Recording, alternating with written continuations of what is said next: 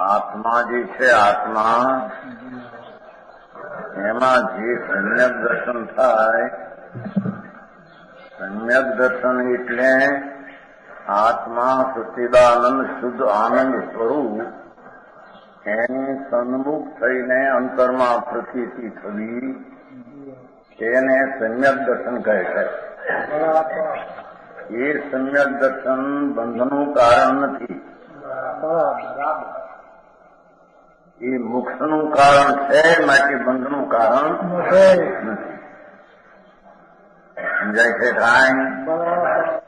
ત્રણ ગાથામાં જે અંશે સમ્યક દર્શન છે તે અંશે બંધ નથી, અને જેટલી અંશે અંદર રાગ છે, રાગ દ્વેષના પરિણામ જેટલા વર્તે તે બંધનું કારણ છે, એટલે કે મોક્ષનું કારણ નથી, એટલે બંધનું કારણ છે. સમજાવું કાંઈ? એમ આત્મામાં જ્ઞાન સ્વરૂપ ચૈતન સ્વરૂપ છે, એનું સ્વસંવેદન આત્માનું જ્ઞાન, આત્માને જ્ઞાન અંતર જ્ઞાન સ્વરૂપમાં સન્મુખ થઈને અંતરના જ્ઞાનનું ભાન એને અહીંયા સમ્ય જ્ઞાન કહે છે.